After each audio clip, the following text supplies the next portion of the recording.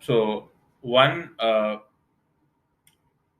important video that every YouTuber is going to post is going to be uh, so how they gathered the expertise that they have. So everybody who has a YouTube channel, so they might be a business analyst trainer like me, or they might have expertise in finance or real estate, or they might be a social coach or something to the effect of that. So they will have that expertise.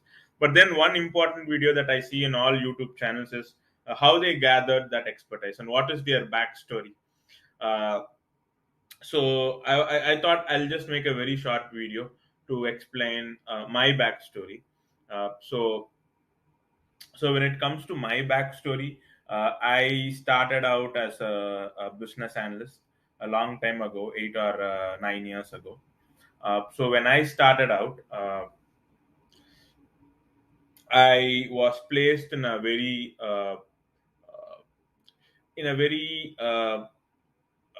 competitive private company. It was a packaging company in IT. So, and I kind of felt I wasn't ready for the role, but I got this opportunity. So I still went for it. And when I went, when I went into this job, when I went to the client location, uh, I attended my very second meeting 11 minutes late, and I got fired the very same day. And and even in that first couple of days I was in there, I just worked for 2 days. Uh, I felt I wasn't good enough to do the job. I wasn't equipped to handle all the situations, and I was kind of nervous, and it showed in my face. So I still remember that flight ride home. It was a I had to go from one state to another state just to get to the client location. So I rented a house. I rented an apartment, not a house, and I had to commute to the client location on a bus. And after doing all these things, I got fired on the second day. It hit me real hard, uh, and then I didn't quit. I kept trying. I kept trying, and I kept applying for jobs. And then I got another job. So I had to again relocate and go to another state. And I worked for a week, and then even that job didn't work out. And I got a third job, and again I worked for a week, and even that job did not work out. It was all in IT. So after all these three failures, I was not happy about it. uh, I felt down. I felt frustrated.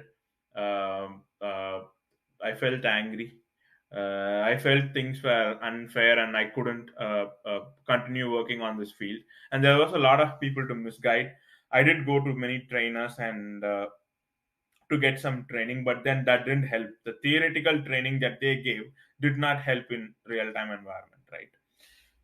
So I was really frustrated, and then I realized something, that I myself I'm not comfortable and confident about the skill set that I have. So I took 4 to 5 months off, and I was still very young. It was almost a decade ago. It was a decade ago. So I was still very young. So I was able to afford to take 4 or 5 months off, and all I did was train every day, 10 or 11 hours every day, all 7 days a week. And I kept training myself. I kind of found the right source to get the training. And the training that I got was more or less practical, real time, industry based training. So once I found the right source, I was also in a state where I was very frustrated, and I was thirsty for some real time training, some practical training. So there was a good connect, and I trained for 2 or 3 months, and then after that 3 months, I was confident about my skill set.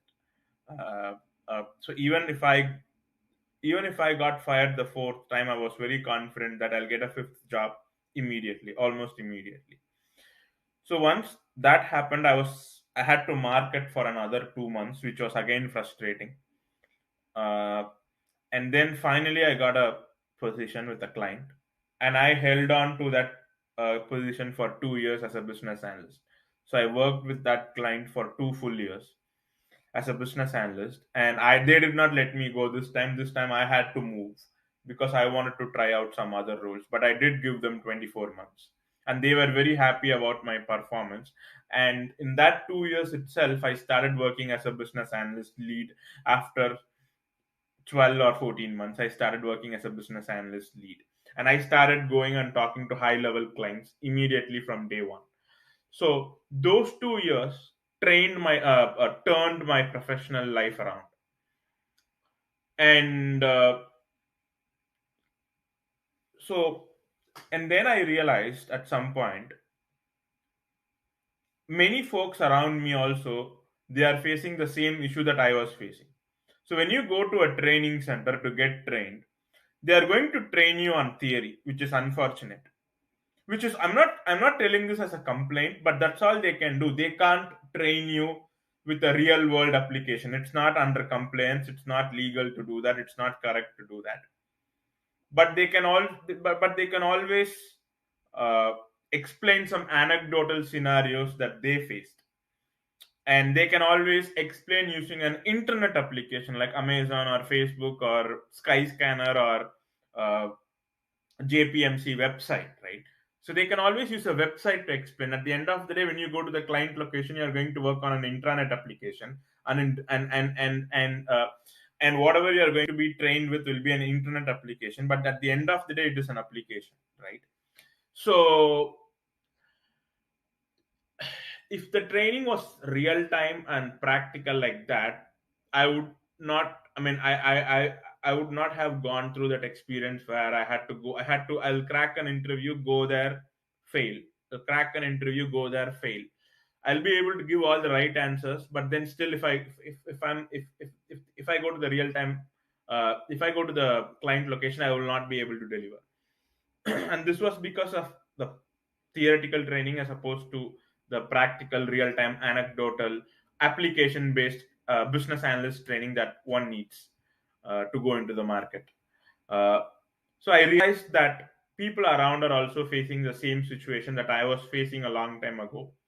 So that's one of the main reason I started this real time training program, where I'll train you using a lot of anecdotal scenarios, using an application right in front of you, and I'll document the business requirement document, the system requirement document, the test scripts, everything. I'll document it with the real with an actual website application, and then I'll document it right in front of you, so that right in front of my trainees or my customers or candidates, right? So that they can understand how things work in real time, and they can get that real time training, so that they don't have to go and struggle just like I did. So yeah, so this is the backstory, right? This is the main reason why I started real time training. Yes, of course, I want to make money, so that's one main reason. At the same time, I also believe that uh, through my experience, I can provide a differentiated service, and I can provide a training uh, that can make a difference. I can guarantee that if you come attend the training, you'll be able to crack the interview and work on the real time environment no matter what, provided you also put some work on your end, right? So that's how I thought, okay, there is a vacuum in the market, and I can fill up this vacuum, and I know how to fill up this vacuum. So that is my backstory, right? So for folks who are going to get into IT, so this field is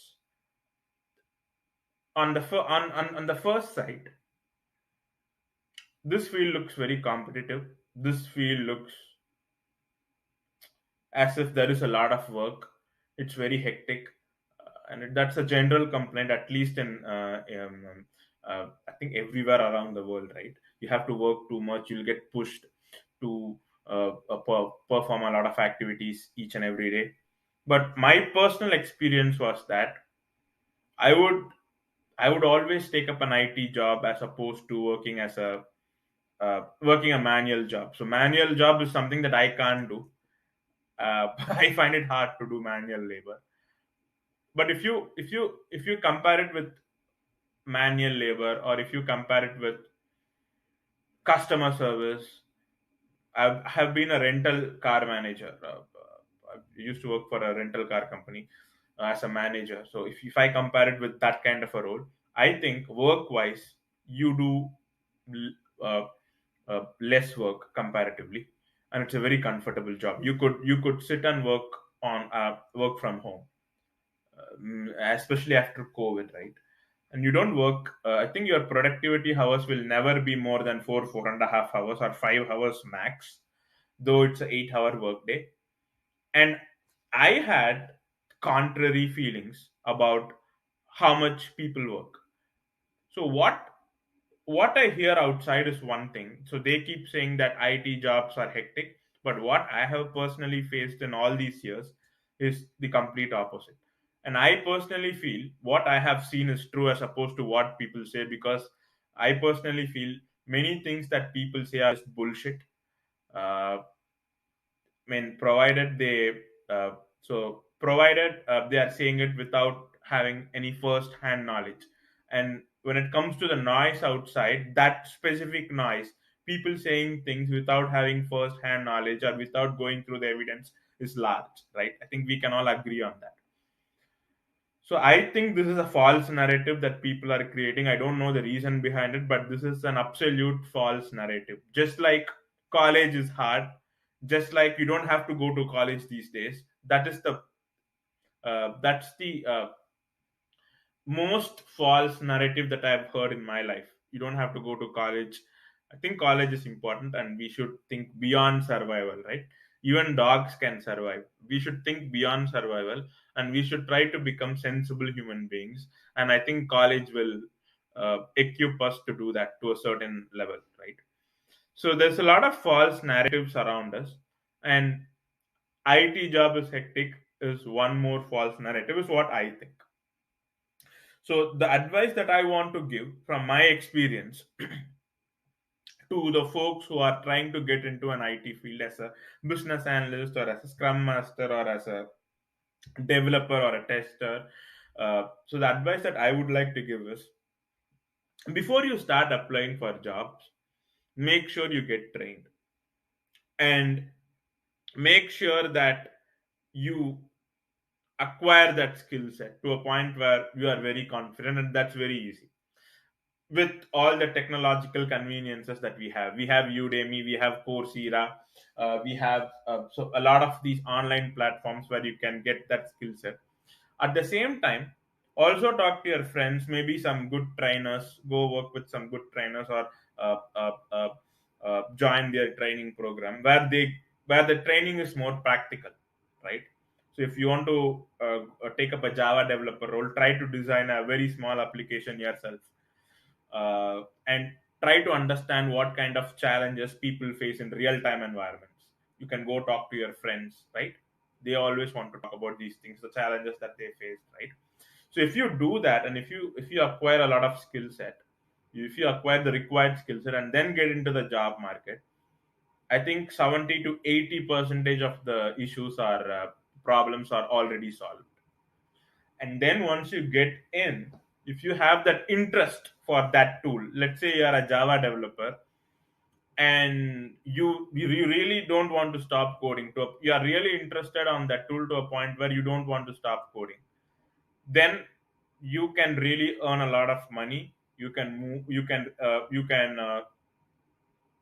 really accomplish great things in your professional life, and you can earn more, and you can start climbing the corporate ladder, right? And you won't be stressed because you are doing something that you like. It's like playing golf.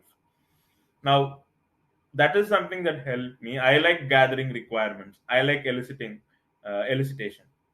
I like to handle clients, all the high level stakeholders that I interact with as a business analyst from the business, right? So I like problem solving. I like to resolve conflicts. I like to elicit. I like to document requirements. This is something that I really like to do. I like to lead teams, right? So I never really felt mentally stressed, or I never really felt, oh, when will the weekend come, right? I always wanted to go to work, and that really helped me to do well on the job, and it helped me to climb the corporate hierarchy. And I felt exhausted at times, but I never felt mentally stressed. So if you are really passionate about the tool or about the domain or about that role, that will really help you to accomplish uh, uh, great heights in the field, or in the domain that you are taking up. So yeah, so hope you are able to gather something of essence from my backstory that I wanted to post. And please do subscribe below if you want to see some good real-time business analyst and scrum master content. And if you have a video request, please comment below, and do subscribe below. Hit the red color subscribe button so that you'll get all the videos. And do comment below if you have any questions, or if you want to say something, or if you want me to create a specific video. uh, Please do so. Please do comment below. So thank you all. Thanks for your time, and you all have a nice day.